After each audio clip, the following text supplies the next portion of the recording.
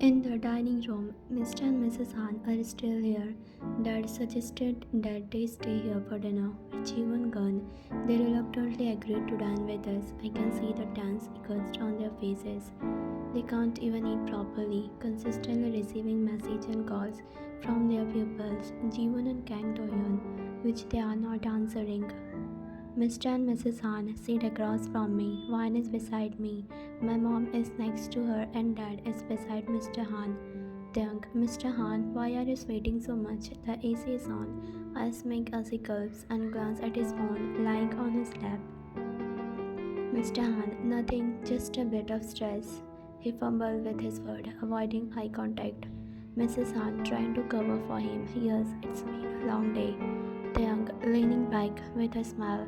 Long day. Sounds like you have had quite the ordeal stressing over something. Mrs. Kim softly. Maybe some herbal tea would help, Mrs. Han. Mr. Han, okay. Mrs. Kim, that's good idea. I will have the meat. Bring some. She nods to the maid who hurries off prepare it. Mr. Kim, looking concerned. Is everything alright with your business, Han? You seem very preoccupied. Mr. Han, forcing a smile, just some minor issues, nothing we can't handle. The young is making minor issues interesting because you look like you are about to burst a blood vessel. He grips his phone tighter, his hand trembling slightly. The young chuckling, well, let's hope it stays that way. Wouldn't want anything serious to pop up, would we? After all, trepidation of regular things. Mrs. Kim giggling, you always know how to lighten the mood, Young, just doing my part. Young back to Mr. Han. You know, Mr. Han, this stress can make a man age faster. You should take it easy. Mr. Kim concerned, maybe you should take some time off. Mr. Han, it's not worth jeopardizing your health. Young is making absolutely health is what after all, and who knows that tomorrow might bring. The tension on the table is palpable, but I savor every moment of it. Mr. Han looked like he's about to crack, and I enjoyed the sight. Times later, Mrs. Kim, when if you want you can stay here because it's already late. Mrs. Kim's voice was filled with concern. Mr. Kim, I'm heading to bed. He glanced at his son one more time. When, no Mrs. Kim, my parents will be worried about me. I have to go. I'm sorry. Her voice was apologetic but firm. Thank you, Mom. I will take wine home. He reassured her with a confident nod. Mrs. Kim, alright, Wine, please come over often. After all, you are my son's girlfriend. Wine blushed slightly, feeling warmth and affection in Mrs. Kim's word. Wine, okay, Mrs. Kim. 20 minutes later, the young one good night. He smiled warmly, his eyes lingering on her as they reached her front door. Wine, the young, would you like to come in? Her voice was soft. Young, only if you're comfortable with it. One smiled widened as she knocked on the door. Siri opened it with a mischievous grin. Siri, come in, ma'am. We had fun waiting for you. One's mom and dad were sitting on the couch watching TV. Young gave them an awkward smile, recalling how he told them he was just her friend before. One's dad, oh, Wine, you are back. Both parents looked at Wine and Young with curiosity. Young, hello, sir. He nodded slightly. Wine's dad, oh Mr. Kim, please have a seat, he said politely, making it clear they know Young was Wine's boss. Wine's mom, Wine, you have boarded your boss again to drop you home. She glared at Wine, who responded, Young, no, actually Wine was at my house, so my mom asked to drop me here. Sorry, by the way, Mr. Kim, congratulations on your upcoming wedding. I have seen your fiancée, she is really beautiful and gorgeous, she said, provocatively glancing at her sister. Young clearing his throat. Young, actually our engagement is off, so there won't be a wedding with that lady. He made it clear, causing everyone in Wine's family to raise their eyebrows in surprise. Wine's mom, that's very sad. Young, that's very good. She tried to say something sympathetic.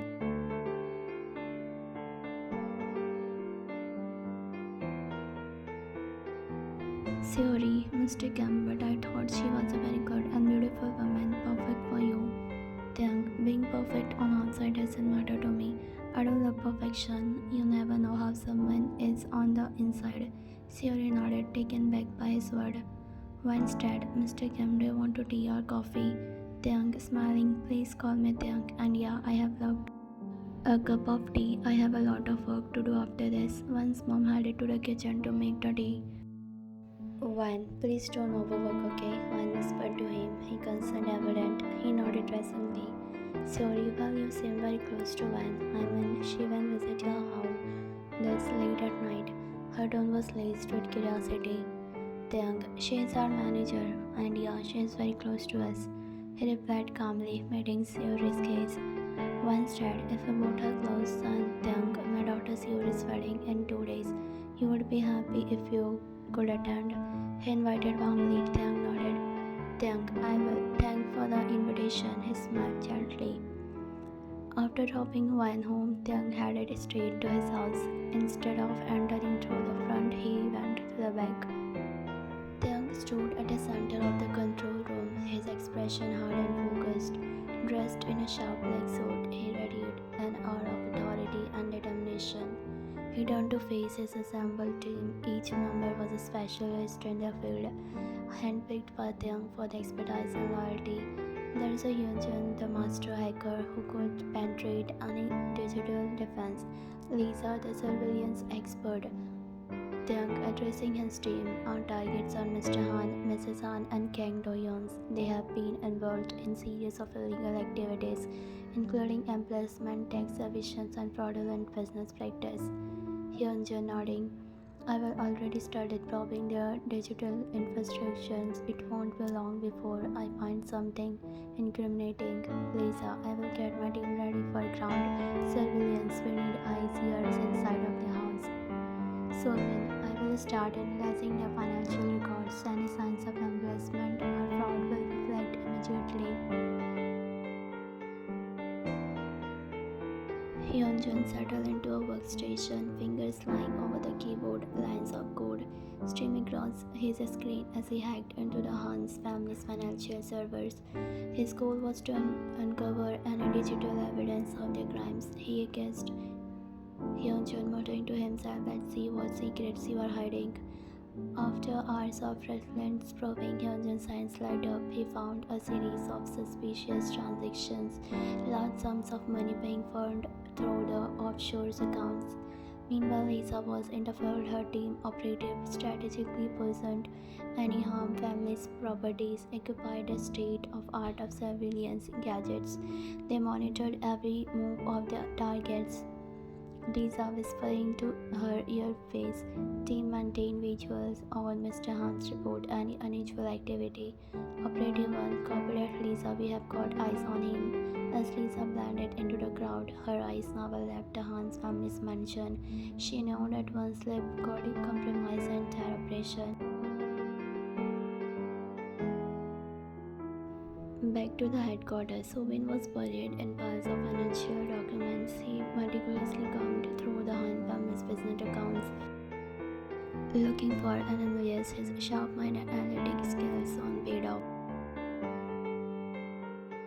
Subin, got you. This will bring you down. He compiled his findings into a comprehensive report highlighting the financial irregularities and fraudulent activities. Satisfied with his work, Taehyung reconvenes his team in the briefing room.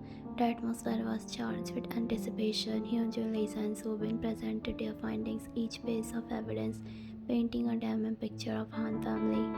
Taeyang, excellent work everyone. This is exactly what we needed. We will use this evidence to leverage further investigation and eventually take them down. Hyunjin, we need to be careful with how we use the information. If they get even a hint that we are onto them, they could destroy everything.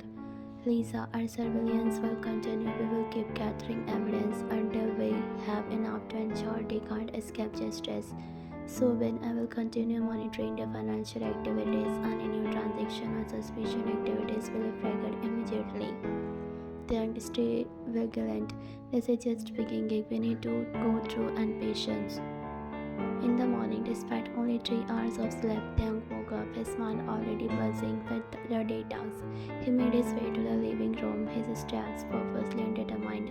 Taeyang, Mom, where is Dad? He asked as soon as he reached the bottom of Mrs. Kim in the study room would have breakfast first, Mrs. Kim said, noticing the rare lightness in his demeanor. Tiang nodded and moved surprisingly good, he said, and Mrs. Kim served him breakfast. After finishing his meal, Tiang walked into his father's study room and knocked on the door. Come in, his voice was cold. Did I have a press conference at a public event today? Tiang said, stepping into the room, his tone respectful yet firm. Mr. Kim looked up, his expression a mix of out of nowhere. You were scheduled a press conference? He asked, his tone sharp, eyes scrutinizing his son. Tiang chuckled slightly. Dad, I'm 24-year-old businessman, not a teenager. I'm going to make another shocking. Mr. Kim, and what would be that you managed to scam the marriage with the girl you hated? He said coldly, dismissing Tiang's word. Tiang sighed deeply. Tiang, no, I can't believe you are still doing this for your best friend, Dad. Tiang's voice was filled with a mix of disappointment and with love. Tiang, by the way, that's not all. I wanted to tell you that my press conference is with the government. The president assigned me to uncover the illegal activities for a major fraudulent company, and I successfully completed the task. Mr. Kim was genuinely shocked. He wanted to hug his son proudly and pat his back, but his ego held him. Tiang pressed his lip in disappointment, remembering how, as a child, his dad would always hug him proudly whenever he accomplished something significant. Mr. Kim, that's good. You are really grown up now, making good decisions on your own. Well, as a father, I am proud of you, he said. Tiang just nodded and sure. Tiang, I have a request, he said softly. Mr. Kim, go on. Tiang, I want you to come to the press conference, Dad. Tiang said firmly at him, his eyes reflecting a deep longing after staring at the floor while speaking. Mr. Kim looked at his son, seeing not just a capable young businessman, but a child who had always. Mr. Kim, all right, I will there, he said, his voice offered a hint of warmth breaking through his usually. Tiang elevated a smile to play on his lip, one that Mr. Kim failed to notice. He turned and walked to the concealed A section of the room. When Emerius was stood with a swift practice movement, he loaded into three of them, placing two in his trouser and tucking the third to the back of his waistband. Mr. Kim heard the sound of being loaded, turned toward his son, confused and concerned, echoing on his face. Mr. Kim, why are you taking so many? He asked, his voice mix of worry and well-written. Tiang chuckled, a sound that was both reassuring and chilling. Tiang, a lot is going to happen today. I need to protect my angel, he said, his eyes glinting with a mixture of determination and something deeper. Mr. Kim didn't understand, his mind racing to guess the implications of Tiang's word. He reached out, grabbing his son's arm firmly, his grip betraying his rising anxiety. What are you planning to do? He demanded, his voice. Tiang met his father's gaze, his expression calm and unwavering. Tiang, I'm taking now to protect my family, children, he said, gently pulling his arm away from his father's grasp. The non-gently tone contrasted sharply. Tiang's smile lingered as he continued his preparation. Each moment was deliberate and efficient, reflecting his readiness for whatever lay ahead. His confident demeanor masked a storm revering within him. The concealed section of the room was testament to Tiang's dear life, to the world. He was a young and successful businessman, but behind closed doors he was a protector, a strategist, and a guardian of his loved one. The weight of his responsibility was immense, yet he carried. As he handled the guns, memories of training and past missions flashed through his mind.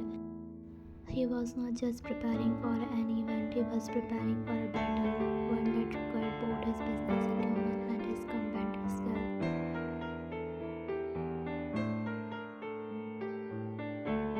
The mention of his angel was not just a fleeting reference, it was a vow, a promise to protect someone dear to him at all cost. This added a layer of urgency. Mr. Kim watched his son, torn between pride and fear. The sight of Tiang arming himself felt both inspiring and terrifying.